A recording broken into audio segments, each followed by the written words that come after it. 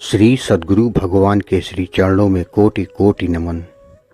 भाइयों बहनों, ब्रजरज की महिमा अमर, ब्रजरज की है खान। ब्रजरज माथे पर चढ़े, ब्रज ही है स्वर्ग समान।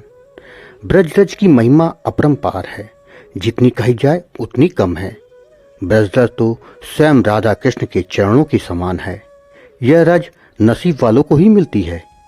जब जीव का भाग्योदय होता है तब उसे ब्रजरज मिलती है। संत तो यहाँ की रज से स्नान करते हैं और अपने आप को धन्य मानते हैं। उसी ब्रजरज की महत्ता बताने वाली एक कथा आज आपको सुनाने जा रहा हूँ, जिसे सुनकर आप अपनी आंखों की गंगा जमुना को रोक नहीं सकेंगे। इस कथा को पूरा जानने के लिए इस वीडियो को आखिर तक अवश्य देखिएगा। उससे पहले जिन लोगों ने अच्युत प्रभात यूट्यूब चैनल को अभी तक सब्सक्राइब नहीं किया है, उनसे निवेदन है कि चैनल को सब्सक्राइब कर दें और बेल आइकन अवश्य दबा दें, जिससे नए वीडियो के नोटिफिकेशन समय समय पर आपको मिलते रहें। एक समय की बात है, एक साधु था जिसे राधा कृष्ण से बहुत प्रेम था। वह दिन रात उनका भजन करता और हर पल उनके नाम का जाप किया करता था। उसका नियम था कि वह मधुकरी यानी भिक्षा माँ के जो मिलता उसे प्रभु को समर्पित करता और बाद में प्रसाद स्वयं पा लेता। एक बार वह वृंदावन गया, जहाँ उसे इतना अच्छा लगा कि वह वहीं बस गया। हमेशा की तरह वह वहाँ भी मधुकरी करके भोजन करता। वृंदावन की रज में नंगे पांव घूम घूम कर नाम जप किया करता था। उसके मन में आया और वह गोवर्धन जी की परिक्रमा करने चला गया। यह जून का महीना था। सूरज की तपन जैसे सब कुछ झुलसा देगी, पर वह साधु अपनी लगन में परिक्रमा को पूरा करने में लगा। रास्ते में उसको भूख लगी। गर्मी इतनी ज्यादा थी कि परिक्रमा मार्ग में साधु के अलावा और कोई दूसरा व्यक्ति नहीं था। साधु का भूख से बुरा हाल हो गया। तभी एक ब्रजवासिनी सिर पर डोलची रखे आ रही थी। शायद वो किसी किसान की पत्नी थी, जो कि खेत से वापस अपने घर जा रही थी। जब वह साधु के पास आई तो साधु ने उससे खाना मांगा। वो बोली, हाँ हाँ जरूर जरूर, खाना है मेरे पास।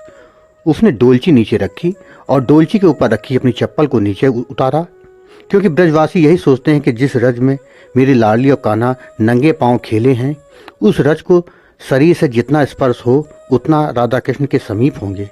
इसलिए ब्रज में आते ही वह चप्पल उतार देते हैं। उस ब्रजवासिनी ने भी वही किया। उसके बाद उसने कपड़ा हटाकर नीचे से रोटी और साग निकालकर साधु को दिया। वहां जो कुछ हुआ वह साधु ने अपनी आंखों से देखा था। तो जैसे ही ब्रजवासिनी ने खाना दिया तो साधु गुस्सा हो गया। बोला, तुम मुझे अशुद्ध खाना देती हो, अपनी चप्पल के नीचे से खाना निकाल कर मुझे देती हो। तुमको यह मालूम नहीं कि चप्पलों को खाने के ऊपर नहीं रखते? जाओ, मैं तुम्हारा भोजन नहीं करूंगा। यह कहकर साधु झिड़क के आगे बढ़ चला। यह देखकर ब्रजवासिनी मुस्कुरा बोली, बाबा लगता है आप साधु नहीं हो, वरना यह इस खाने को मना नहीं करते। जिस वृंदावन की रज को पाने के लिए देवता तरसते हैं, जिस रज पर किशोरी जू और कन्हैया नंगे पांव खूब खेले हैं, पूरा बचपन इसी रज पर गुजार दिया, जिस रज को कान्हा ने अपने मुंह में स्थान दिया, वह रज तुम्हें अशुद्ध लगती है? अरे अरे, यह तो विरलों को नसीब होती है। तुम्हारा साधु होना ही बेकार है। साधु को अपनी गलती का तुरंत एहसास हो गया। उसकी तो जैसे आंखें खुल गई।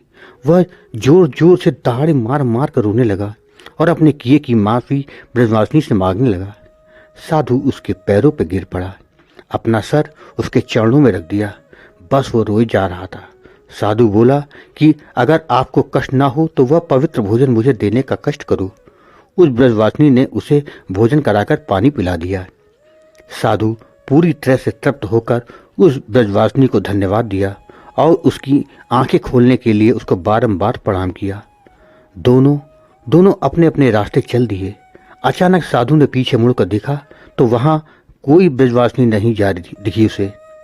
चारों तरफ केवल धूप और रेत दिखी।